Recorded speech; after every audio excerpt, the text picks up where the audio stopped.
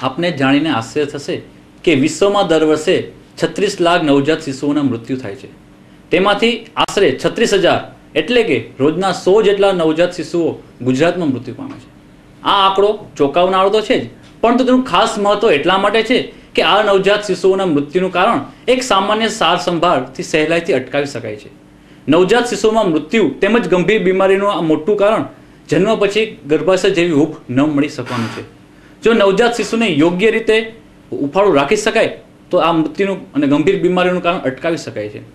આ કરવા માટે એક સાદી અને બિનખર્ચાળ પણ અત્યંત અગત્યની અને અસરકારક પદ્ધતિ એટલે કે કાંગારૂ માતૃ સુરક્ષા. આજે વિશ્વના અનેક દેશો કાંગારૂ માતૃ સુરક્ષા અપનાવી રહ્યા છે. તો ચાલો આપણે જોઈએ અને જાણીએ કે કાંગારૂ માતૃ સુરક્ષા શું છે અને આપણે પણ આપણા નવજાત શિશુઓમાં તે કઈ રીતે અપનાવી શકીએ છીએ. કંગારૂ એક એવું પ્રાણી છે જે પોતાના નવજાત શિશુને પોતાની થેલીમાં રાખીને પાળે છે. પ્રકૃતિના આ ઉત્તમ ઉદાહરણને માતા અને શિશુની ત્વચાના સ્પર્શને અપનાવવાનો પ્રયત્ન કર્યો છે. આને કાંગારૂ માતૃ સુરક્ષા કહેવાય છે.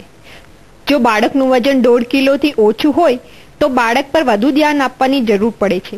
આવા ઓછા વજનવાળા બાળકો માટે સૌથી વધારે મહત્વપૂર્ણ છે બાળકને હૂંફાળું રાખવું. સામાન્ય રીતે આધુનિક મશીનોનો ઉપયોગ થાય છે.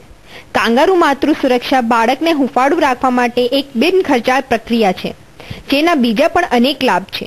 આ વિધિ માટે માતાને તેના લાભ સમજાવી માનસિક રીતે તૈયાર કરવી જોઈએ. સામાન્ય રીતે તાજા જન્મેલા શિશુનું વજન 2.5 કિલોથી વધારે હોય છે, બરાબર છે ને? અને તમારા બાળકનું વજન આનાથી ઓછું છે, તો આવા બાળકને વધારે જરૂરી છે એક તો હૂંફની અને બીજા દૂધની જરૂર હોય છે, બરાબર? આ બાળકને ખૂબ જ જરૂર પડે છે આ બે વસ્તુની. શરૂઆતમાં તો અમે આને મશીન દ્વારા હૂંફ આપી, પણ આને હૂંફની જરૂર લાંબા સમય સુધી રહેશે. તો આ હૂંફ તમે પોતે પણ આપી શકો છો. એ કઈ રીતે એ હું આપને સમજાવું છું. શરૂઆતમાં આ વિધિનો ઉપયોગ ડોક્ટર કે નર્સની હાજરીમાં જ કરવો જોઈએ.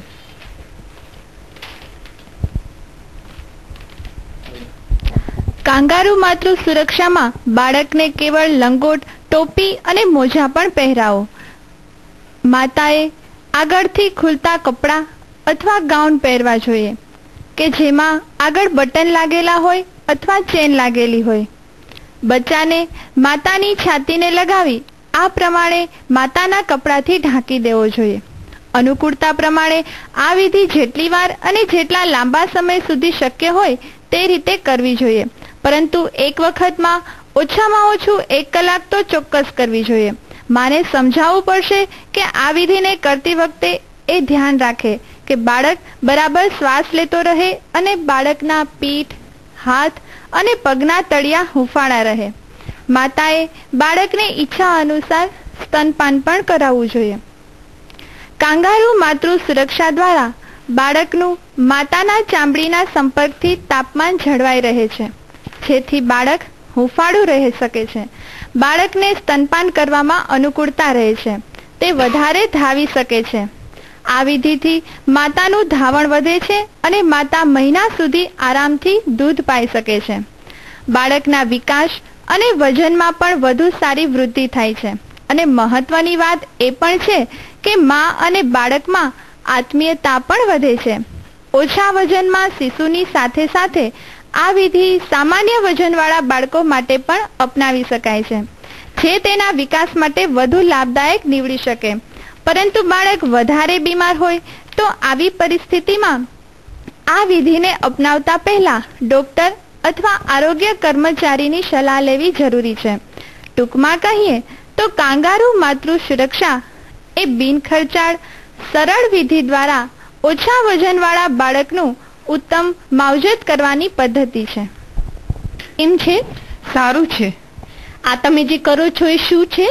આ કાંગારૂ મધર કેર છે. બરાબર. કાંગારૂ મધર કેર શું છે? આ બાળકના વિકાસ લાવવાની એક વિધિ છે. આનાથી બાળકનો વિકાસ થાય છે. આમાં શિશુને બંને છાતી વચ્ચે રાખે છે. બાળકના શરીર પર માત્ર લંગોટ, ટોપી અને મોજા હોય છે.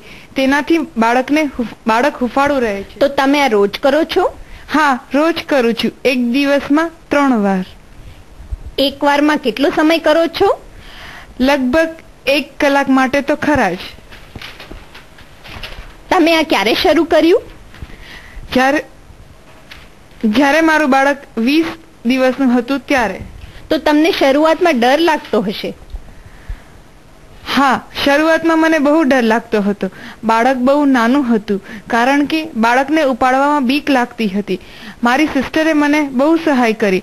શરૂઆતમાં તકલીફ થતી, પણ તેની મદદથી હું બાળકને ઉપાડી શકી.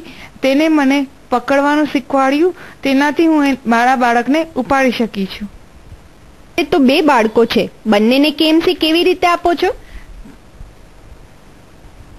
તેના પપ્પા અને ક્યારેક ઘરના અન્ય સભ્યો પણ અમે બધા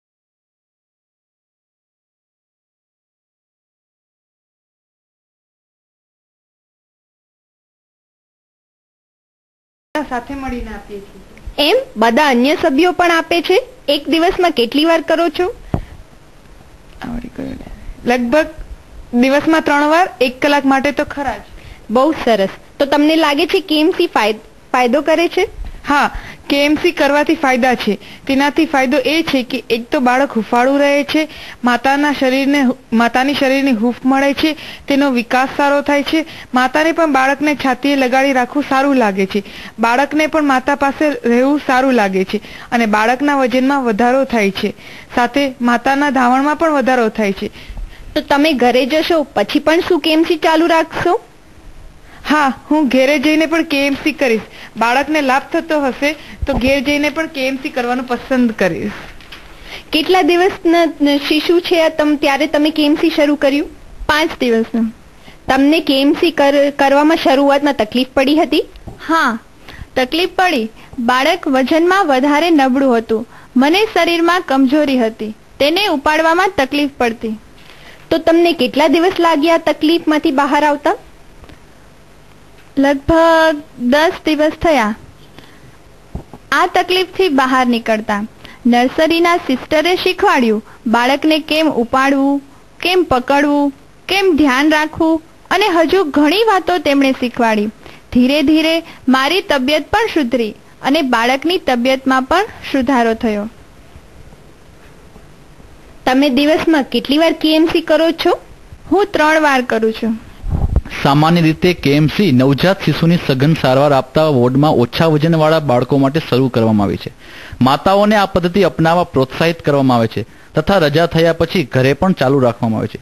તો ચાલો આપણે એક માતાને પૂછીએ કે તેમને રજા પછી ઘરે કેએમસી આપવામાં અનુકૂળતા રહી કે નહીં. रेनू क्या हाल है? मैं ठीक हूँ. राशि का क्या हाल है? राशि भी ठीक है, अच्छी है. कितने महीने की हो गई? ये 11 महीने की हो चुकी है. अच्छा, जब राशि पैदा हुई थी तो कितना वजन था इसका? राशि का वेट था 1.75 kg.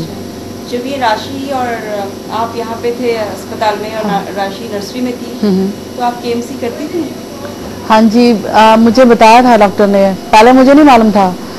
तो डॉक्टर मानस ने मुझे बताया कि केएमसी के बारे में आपको बताया है सिस्टर्स ने. मैंने कहा नहीं, अभी तो नहीं बताया. तो तब मुझे पता चला केएमसी क्या होती है. पहले तो मैंने ज़्यादा इम्पोर्टेंस नहीं दिया, पर फिर मुझे बाद में पता चला कि इसकी इम्पोर्टेंस है. करने से मुझे फ़र्क भी पता चला इसका. तो आपका अनुभव कैसा रहा केएमसी का?